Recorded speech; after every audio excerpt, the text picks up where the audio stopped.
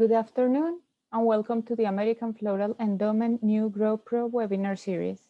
My name is Melissa Munoz. I'm a PhD student from Clemson University, and I'm serving as the moderator for today's session on optimizing LED lighting for flower crops.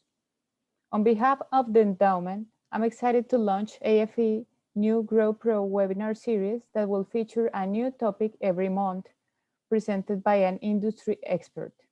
The webinars are free to everyone thanks to the generous support of AFE sponsors.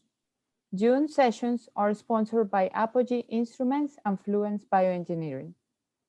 Apogee Instruments is a developer of high-quality, research-grade sensor instrumentation to monitor the environment. Their products are built by scientists for scientists to help take better measurements. Fluence by Osram creates light solutions for control environment commercial crop production. Their mission is to improve their interaction between the light and life to yield a higher and more sustainable world. If you would like to see all of our sponsors and their sites, or if you are a supplier and are interested in becoming a sponsor for any topic, you can find that information on AFE website at endowment.org/growpro, and the link will be provided in the chat. Today's speaker, Erik Runkle. Erik Runkle will be presenting live in English. Following his presentation, Erik will answer questions that you may have.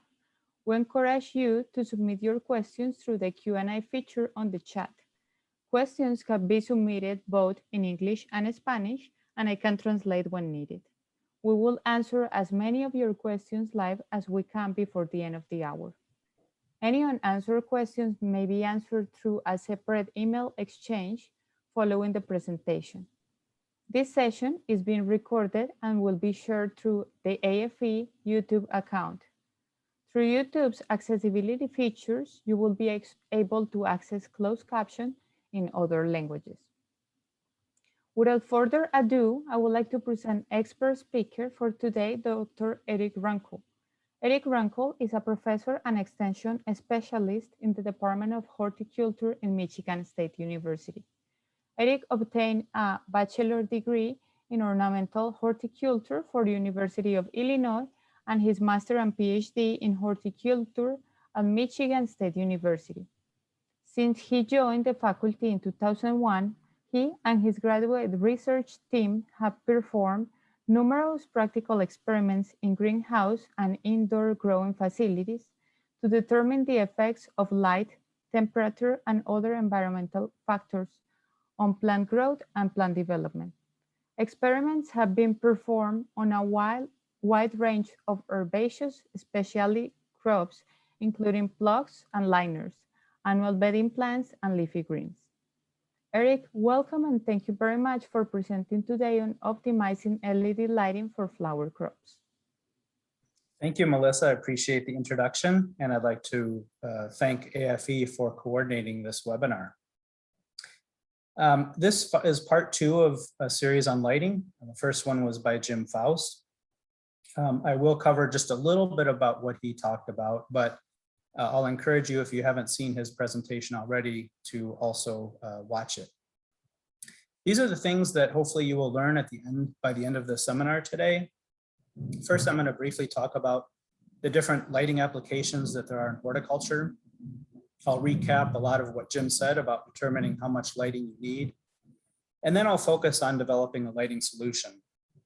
And then once we talk about lighting solutions and how you approach that, I'll focus on some of the major considerations when selecting a lighting fixture, with a special emphasis on the fixture type, the intensity and the uniformity of light that's delivered, and then even most importantly, the spectrum and the efficiency or the efficacy of different lighting fixtures. So there are 3 types of lighting applications in horticulture.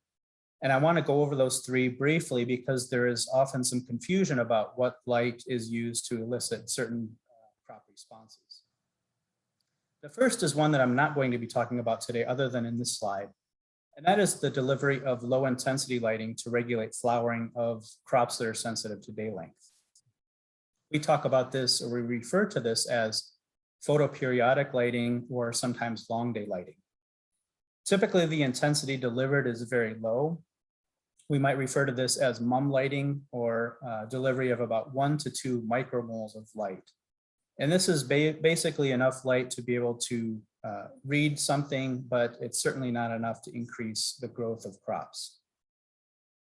Today, when new installations are made, they're usually consisting of red with or without far red LEDs, and they're used when the days are short, the nights are long, and only at night, usually up to 4 hours per day.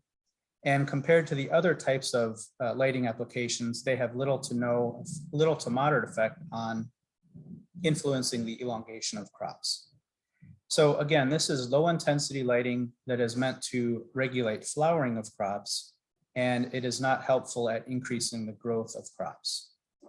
So let's contrast that with supplemental lighting, where we are delivering a much higher intensity of light in a greenhouse with the objective of increasing the growth, the harvestable yield, and different attributes that influence the quality of plants. Primary crops that are targeted are ones of high value, especially young plants such as plugs and liners. The typical intensity that is delivered, you can see, is much higher than photoperiodic lighting, ranging from about 60 to 100 micromoles for ornamentals, and roughly 2 to sometimes 3 times that for vegetable crops. High pressure sodium has been the lamp of choice until recently, where we are seeing an increasing number of applications with red, with or without blue and or white LEDs. These fixtures are used when we're under light limiting conditions, when the solar daily light integral, or DLI, is low. So that would be seasonally during the dark periods of the year. And then they typically on a daily cycle operate at night and when it's cloudy outside. They can operate up to 20 hours per day. And in this case, they can have either no to up to a moderate effect on influencing some of the elongation responses that different crops have.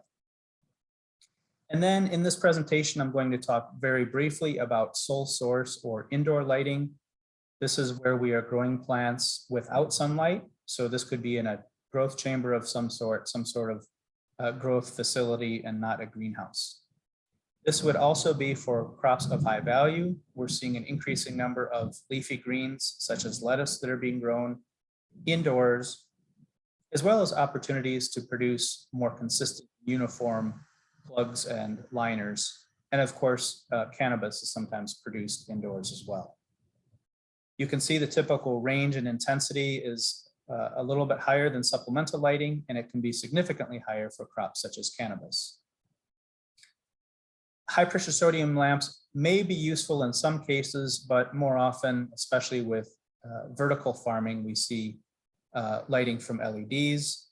Of course, because this is the only source of light, they are used every day for 12 up to 24 hours of use per day.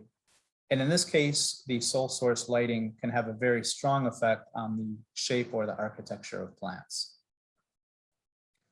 Just a recap about why the daily light integral, or DLI, is so important. So we can refer to this as a cumulative amount of light that plants receive.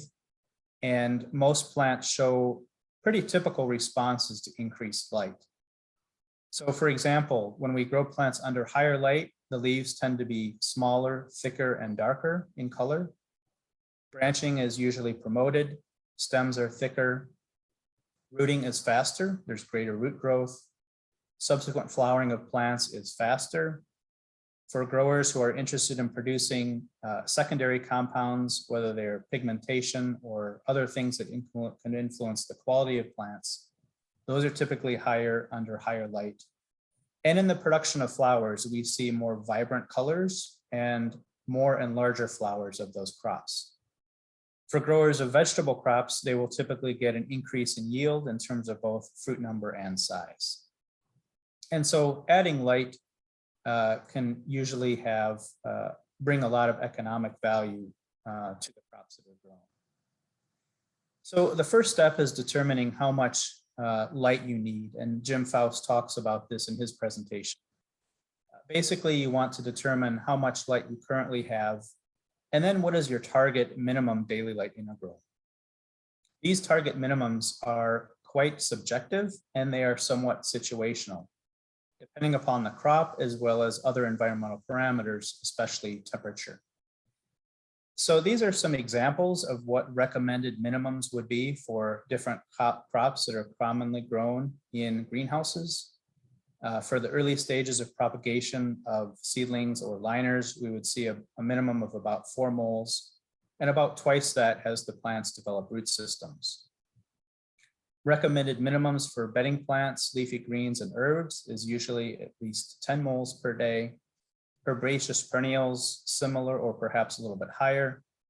And then crops that are harvested for their flowers or fruits.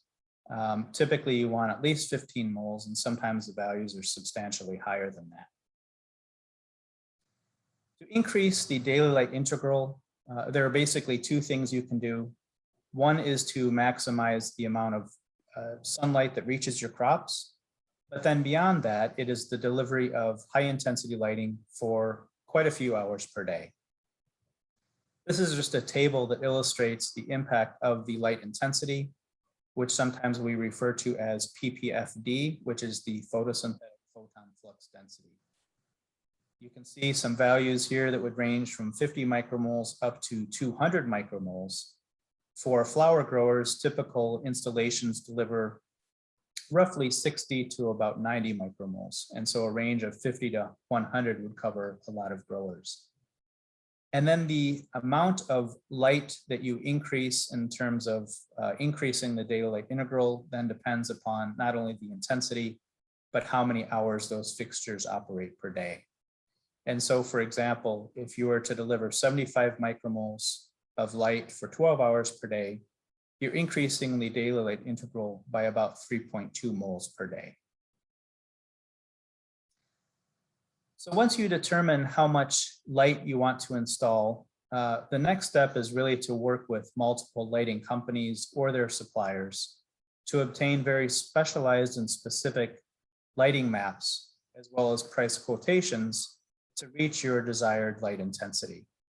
So first of all, it's important that we talk about using micromoles of light and not some other sort of metric that can be used to describe the quantity or the intensity of light. Micromoles is the number of photons of light, and that's really the relevant unit for plant growth applications. In contrast, things such as lux or foot candles are biased towards the human eye and really are not appropriate units that we should use for lighting applications. When you work with a company, the quotation should be very specific for your facility. Consider the dimensions of your facility, as well as things such as the hanging height. What is the minimum and what is the maximum that fixtures can be hung above the crops, because that can influence the appropriate type of fixture for your application. The company should provide you with a lighting plan, meaning what is the layout of the fixtures in terms of how many numbers of fixtures you need, the placement of those fixtures, and then details of the fixtures, such as the light spectrum, the efficacy, the expected lifetime, as well as if there are warranties for the different fixtures. And I'll be talking about these different characteristics here in a few minutes. Now, the choice of a lighting solution often is based on economics. And so what is the cost of the different options? And then what are the operating costs? And so in installing a more expensive lighting solution may be worthwhile if the operating costs are lower than another solution. And so comparing the economics in terms of not only the purchase cost, but the operation cost can help you inform your decision about what lighting solution to use. So these are, I would say, many of the major factors to consider when selecting a fixture. First and foremost, you want to make sure that you choose an appropriate fixture for your lighting application. There are fixtures that put out a very small amount of light, probably too little for supplemental lighting. And there are also fixtures that emit so much light that the fixture would have to be hung very high above the crops to get a uniform distribution of that light to the crops. And so picking the right sort of lighting fixture is very important. Another consideration is understanding how much electricity is available to your operation and whether you would need to bring additional electricity in and what that cost would be. And sometimes, because that can be rather expensive, even though a more energy efficient fixture may be more expensive, if you don't have to bring in electricity, increase your electricity supply, then the more expensive alternative may actually be more economical. I'll talk briefly about the uniformity of the intensity of light because that's also important. Basically, the more uniform the light intensity, the more uniform your crops will be under those fixtures. I'll talk about the light spectrum and how can that influence plant growth, as well as considerations for people. There are some cases where high pressure sodiums may still be a reasonable lighting solution, but I'll talk about those versus LEDs. And then lamp efficacy, which is referring to the efficiency or conversion of electricity into photons that are useful for photosynthesis. And the unit we use for that is basically the number of photons per joule of energy. Other important considerations include the fixture longevity and maintenance. And as I said earlier, economics play a large role in helping determine what is an appropriate fixture for your application. This is a photograph of just some of the different types of fixtures that are out there. We can see, for example, in the bottom right is a lamp that is used for photoperiodic lighting. Anything that you screw in is basically going to have a very low intensity and would not be appropriate for greenhouse supplemental lighting or for most applications of sole source lighting indoors. There are also fixtures that are meant to be placed in between rows of plants, such as for tall growing crops like tomato or pepper. And again, those are meant to be placed in between rows of crops and not mounted overhead. And so making sure that when you choose a fixture, you consider the size of the fixture, how much light is emitted, and then probably more importantly is what is the placement of those fixtures in relation to how uniform the light is distributed to the plants below. One more factor to consider as well is whether the fixture casts a lot of shade, because the last thing you want to do is shade what sunlight is available to your crops. There might be a temptation to look at more inexpensive general lighting applications and try to use them, fixtures that are designed for basic lighting, and use them in a greenhouse situation. And we recommend against that because they are not developed for plant applications and may not be designed to tolerate some of the extreme conditions that can occur in greenhouses, such as high humidity or presence of dust. And so things that are designed for gas stations or streets or parking lots may not be suitable, and in most cases are not suitable for greenhouse applications. One of the challenges is that it's very difficult, if not impossible, to use those fixtures to achieve reasonably good light uniformity. But they also can block sunlight from reaching crops because the size of the fixtures is often larger than what we're looking for in a greenhouse situation. The uniformity and the intensity are two of the major factors you want to scrutinize when looking at a lighting solution.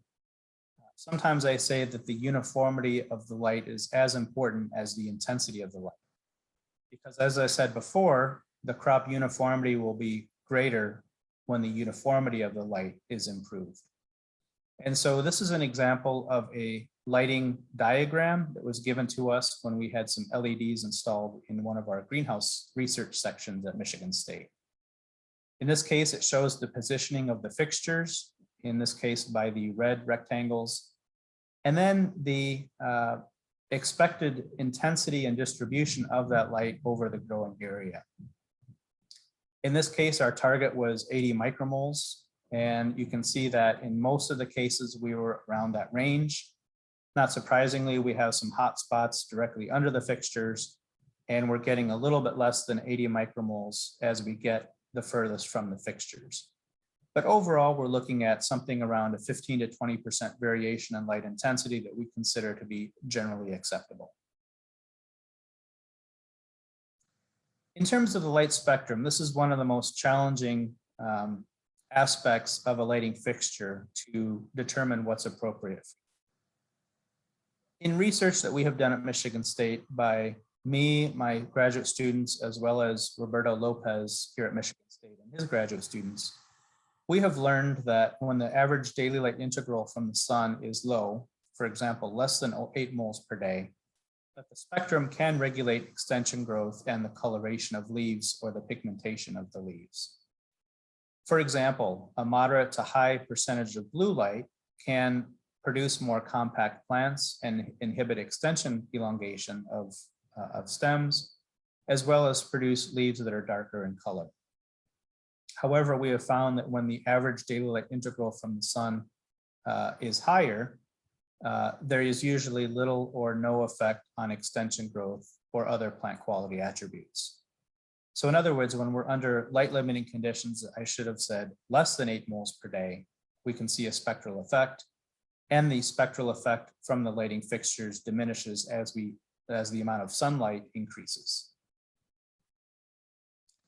This is a slide from a former graduate student, Brian Poole, where we did research with different light qualities or colors of light from LEDs and the effects on supplemental lighting of different seedling plants. In this case, we see petunia plants grown all at the same temperature. In this case, with two different intensities of light. The first 5 of them were at 90 micromoles per square meter in second.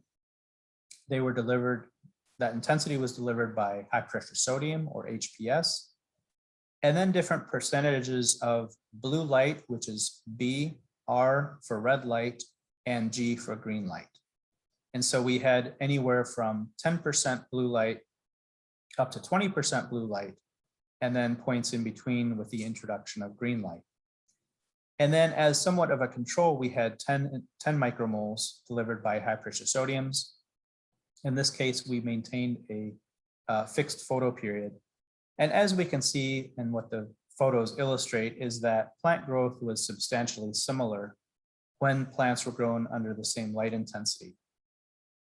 You can also see that there's value in that higher light intensity because compared to the low intensity at 10 micromoles on the far right, the plants under higher light have more leaves, clearly a more developed root system, and would be ready to transplant much earlier than the plants grown under low light.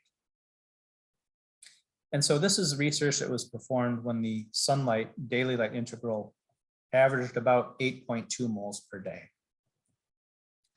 Some subsequent research performed by Roberto Lopez and his graduate student Allison Hurt showed the spectral effects when plants were grown under lower light intensities from the sun.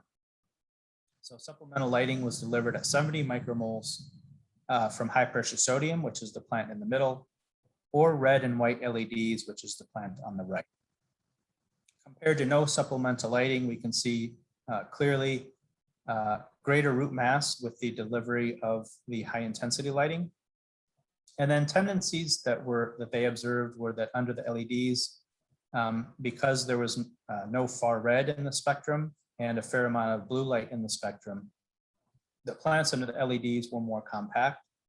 The leaves were a little bit smaller and a little bit thicker. And those are often desirable attributes in the production of seedlings.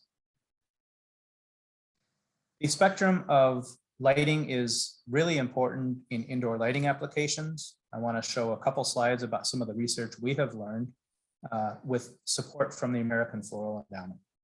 So we have done a lot of research over the years looking at indoor lighting of seedling plugs, basically trying to understand how different colors of light influence alone or with other colors to influence different growth attributes, as well as flowering of these different ornamental crops.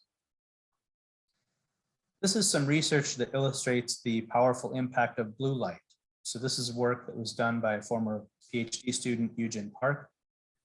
In this case, geranium seedlings were grown at the same temperature with an 18-hour day.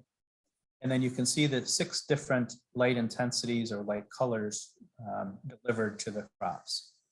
On the far left, we have the delivery of only red light, or in this case, then adding 20 micromoles of far red, which is FR, or a substantial amount of far red with a similar ratio of red and far red at 160 micromoles. We compare that to replacing some of that red with blue light. So the plants on the right, those 3 all were grown under 80 micromoles of blue, and then supplemented with red with or without far red light. We learned 2 things from this experiment. First, and probably not surprisingly, we saw that blue light can really inhibit the extension growth of plants, meaning that the petioles are shorter, the leaves are smaller, and the stems are shorter. And that can generally be a positive outcome. And so choosing a spectrum that includes at least some blue light is important for many indoor lighting applications. The other thing that I'll talk about as well here in a minute is that the inclusion of far red light in the lighting spectrum can promote extension growth. And in some cases that can be desirable. So we might imagine situations where we want to promote stem length or leaf size. And so we really studied the effects of how blue light and far red influence growth of different crops. Basically, blue suppresses extension growth, whereas far red promotes it. This is some more work where we looked at the inclusion of far red light on subsequent flowering of some of our long day plants. And so here we have seedlings of snapdragon, and they were all grown with 32 micromoles of blue light, with red and many cases the inclusion of far red light. So again, all plants received 32 micromoles of blue, and then on the far left, that plant was only under red light. And then as we move left to right, well, the first 2 photos after that to the right are replacing some of the red with far red. And then the plants on the right, those 3 on the right, are where we have red fixed at 128 micromoles. And then we are increasing the intensity of far red to 16, 32, or 64 micromoles. As that last slide showed or indicated, as we replace some of the red with far red, or as we add far red to red, we get an increasingly taller plant. Now, we took these plants and transplanted them into a common greenhouse to see whether this spectrum had any effect on subsequent flowering. And we've done a lot of work over the years that has shown that far red light in particular, the inclusion of it can accelerate subsequent flowering. And indeed, that's what we learned here. Excuse me. And so on the far left, the plants that did not receive any far red, just the blue and red light, flowered an average of 31 days after transplant in the greenhouse. Whereas if we included as little as 16 micromoles of far red light, that promoted flowering by at least 12 days. And so in some cases for crops in which we are trying to get early flowering, and especially crops that have a long day response, the inclusion of far red light can produce a flowering plant much more quickly. We should also not consider the effects of the light spectrum on people. This is a greenhouse that has only red and blue LEDs, and it creates a purplish color, which some people may find objectionable. And so fixtures that include at least some white LEDs can make a much more pleasant working environment, where the plants appear more green as opposed to kind of a grayish color.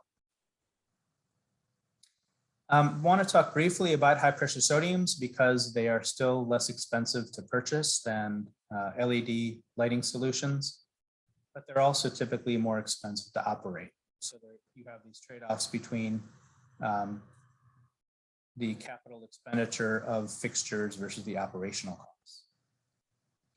They may still be more economical for growers who use light for very limited periods of time during the year, and or growers who have low utility rates. Another potential advantage of plants under high pressure sodiums is that they are typically 2 to 3 degrees warmer under high pressure sodium than LEDs. However, I would also say that using electricity to heat plants is usually not an economical way to increase temperature of the crop. I want to talk a little bit about fixture efficacy because this is one of the, also in addition to the color or the quality of light, the fixture efficacy is an important consideration when selecting a lighting solution. Again, this refers to the efficiency or conversion of photosynthetic light, electricity into photosynthetic light.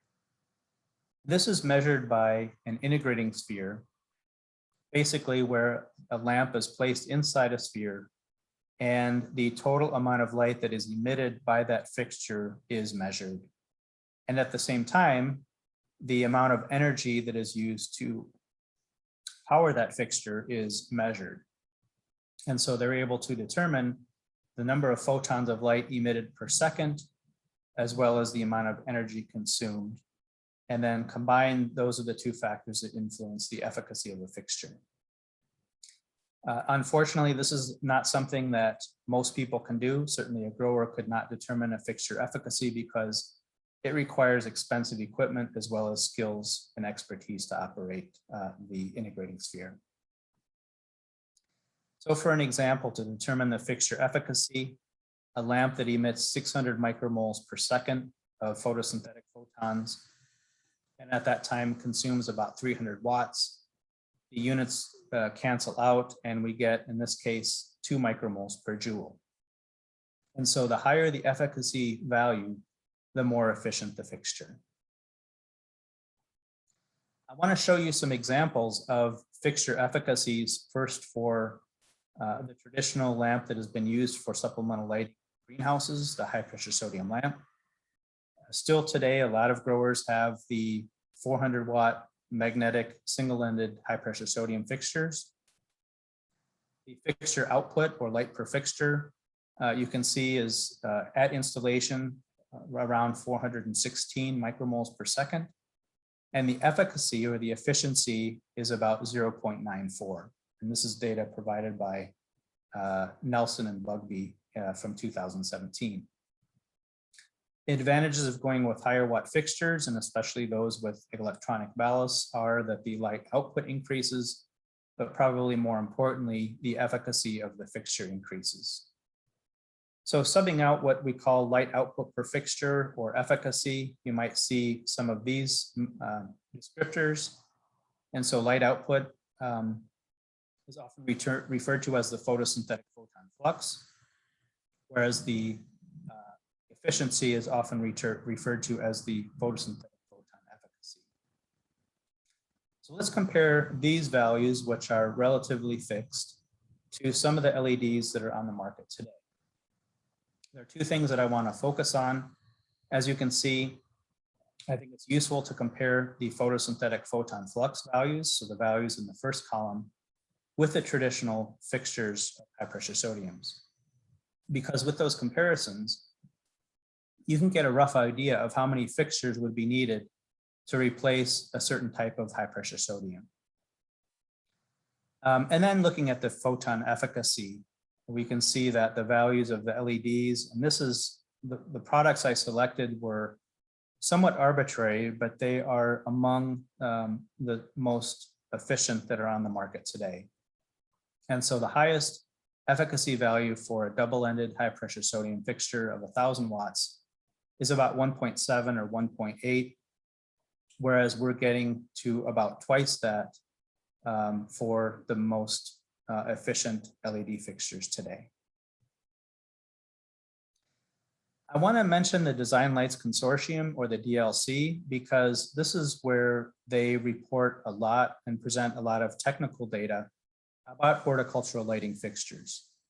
So the Design Lights Consortium is a basically a nonprofit organization that is trying to enable adoption of energy-saving LED technology in horticulture. And so the goal of their program is to develop the criteria and list products that meet standards for not only energy efficiency, but also durability for a horticultural application. So if you visit their website, which is designlights.org, and then click on their horticultural lighting tab, you'll be able to review now over 400 products that have met their qualifications and are listed as a qualified product by the DLC. So just to throw out some numbers based upon some data, as of this month, as I said, there are now over 400 DLC listed fixtures. The amount of light emitted per fixture, or the photon flux, ranges from as little as 22, which is a very low amount of light, up to almost 5,000 micromoles per second, which would be similar to several 1,000-watt high-pressure sodium fixtures. The efficacy ranges from about 1.8 to approaching 3.7. So just because it's an LED fixture qualified by the DLC, you can see there is still some variation in the efficacies of the different fixtures. As of today, there are over 220 of those 400 listed products have an efficacy of at least 2.5, and at least 25 products have an efficacy of 3.0. So I mention those because that can give you a sense of what sort of efficacy values that are available on the market today. And of course, the higher, the better. So with that, I'm ready to conclude my presentation. I'm only able to touch upon some of the things and how we select a lighting fixture for indoor or especially supplemental lighting. If you're looking for more information, there's a book that's entitled Light Management in Controlled Environments. It's edited by my colleague Roberto Lopez and me, in which we worked with about 20 different academics and wrote 18 different chapters about using light in controlled environments. And then just coming out this next month is an indoor lighting guide that I developed with former graduate students and current technician, as well as colleagues at the University of Florida, in which we revised and updated 6 articles that focus on different aspects of indoor lighting, specifically focused for growing seedlings under LEDs. And that will be in the July issue of Grower Talks. And very shortly, it will also be on the AFE website for free download. So with that, I would like to acknowledge the different funding partners and entities that have supported the research that I have talked about today. And last but not least, I want to thank Apogee Instruments and Fluence by Osram for supporting this webinar. So with that, Melissa, I'm happy to take any questions if there are any. Thank you very much, Eric, for your presentation. This was extremely informational. And as you mentioned, the session is now open for questions either in the chat or the Q&A gadget. And I already see one here. So from Brian, can the blue light from the phosphor-coated white be sufficient to drive compact growth compared to a direct emission blue? That's a good question, Brian, and I would say a fairly sophisticated one. I think the answer is yes, that, we still don't have, I think, a real clear idea about whether it's the intensity of blue light that matters or whether it's the ratio of red to blue or perhaps something else. But because white LEDs do emit a fair amount of blue light, especially cool white LEDs, that I think even a modest amount of white light would be sufficient to deliver enough blue light to get some of the compact growth that might be desirable. All right. I have another question here. How do I need to replace my high pressure sodium lights? I'm sorry, can you say that one more time? I got cut out for a minute. Oh, sorry. How do I know how many LEDs I need to replace my high pressure sodium lights? Okay. You know what? I might share my screen again because I have a slide that talked a little bit about that.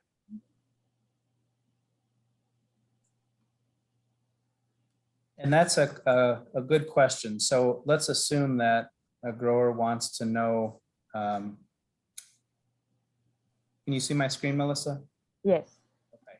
So let's say that a grower wants to, already has an LED, already has high pressure sodium in place and likes the intensity that they're delivering. And let's also assume that they have 400-watt magnetic ballast. And I just choose that because there's still a lot of growers of ornamentals who use those fixtures. And so a relatively new lamp would emit about 416 micromoles of light per second. Now, many growers would have lamps that are probably older and not emitting that much light, but let's assume a best case situation. And so if you have 416 micromoles from one 400 watt, you could choose a fixture, first of all, that emits a similar total amount of light. So you could try to find a fixture that emits 416. Now that's a relatively low number, and that's why we see so many high pressure sodiums that are installed in greenhouses, because that's how many are needed to get a certain light intensity. Now, if we contrast that with, let's just say, a Philips fixture, let's say they're top lighting compact, that's 1,700 micromoles per second, which is what, about 4 times more light than a high pressure sodium 400 watts. So in this case, they would need 1/4 as many fixtures as what they currently have for high pressure sodium. So really what they could do is look at what is their, if they can find out what they're currently delivering, what type of fixture they have, and then whatever fixture they're interested in, they could get a rough estimate of how many fixtures they would need to replace it. Having said that, it's always wise to work with a lighting company or a distributor, because that's not that can be a general guideline, but it ultimately will depend upon the placement of fixtures to determine how many LEDs you'll actually need. All right. I have a question here too. Once I have different lighting quotations, except for price, obviously, how do I know which one is the best one to choose? That's difficult. I talked about some of the things, and so we focus on light, but one would be to make sure that that their lighting plan indicates that they are going to deliver, they anticipate delivering your desired light intensity. So if you want 90 micromoles per square meter in second, is that reflected in the map that they should be able to provide you? So they should be able to provide you with a lighting plan, how many fixtures you need, and what is the distribution of that light. You would want to understand the spectrum, and hopefully the lighting company can steer you towards a certain spectrum based upon the sort of growth responses you're looking for in a fixture. You would want some sort of warranty. LEDs have a very good reputation for being long lasting, but there are LEDs, let's face it, no product is perfect. And so making sure that there's a warranty so that if something didn't work after a period of time, that it would be replaced. There's so many questions that, you want to gain as much information as possible. You might want to reach out to the company and see if there are other growers that they could suggest you talk with to learn about their experiences. And then, you want to make sure that you have good technical support. Are they able to respond to questions that you have in a relatively timely manner? And, to have your eye on the horizon, and, LEDs last a long time, but if you do encounter some problems, or if they need some sort of servicing, or let's say you do have some fixture failures, is the company going to be in business to be able to support a warranty? So those are many of the, not all of them, but many of the considerations when trying to decide upon a lighting fixture. All right. I have one more question over here. I have read stories about light coming from greenhouses at night and it creating a nuisance. How can I avoid that? Right. So sometimes we call that light pollution. And we're seeing that because more and more growers are realizing the value of supplemental lighting. And when a greenhouse doesn't have supplemental lighting and all of a sudden they install a high intensity amount of light, they may not think about the impact that that might have on their neighbors. And there are increasingly regulations that look at limiting the amount of light that escapes from a facility. And so this has been an issue in the Netherlands and other parts in Northern Europe for quite some time, and they already have some regulations to make sure that there are some actions in place so that you're not lighting up the sky, so to speak. And there are also some similar types of issues going on in Ontario and perhaps other locations, also in the United States. And so when growers are thinking about installing a lighting system, they might also at the same time consider what might the impact be when I turn the lights on at night, and is that going to be objectionable to people? It's difficult to go in hindsight and add blackout curtains or other things to try to reduce the light being emitted. But certainly when a new greenhouse is being installed, if you know that you're going to install, or there's at least a good likelihood that you'll install high intensity lighting, that's the time to think about designing a greenhouse so that it could easily accommodate blackout curtains or other techniques to prevent light from excluding, because it'll be much cheaper and more efficient if you think about that when building a structure than trying to retrofit an existing structure. Yeah, absolutely. All right. So I think those were all the questions that we have for today.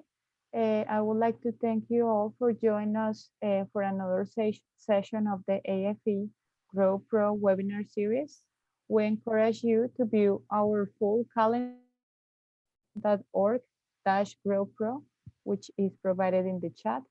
While you are there, you can also check out other grower-related resources and research reports that are available to you for free, thanks to our industry support. Our next webinar will be Making Sense of Artificial Intelligence in Floriculture with Dean Kopsel on July 27th at 1 p.m. Eastern Time. We ask you to please complete the brief survey about today's session. Your feedback will help us to continue to improve the monthly webinars and provide additional topics of importance. Thanks for joining us today and have a great day.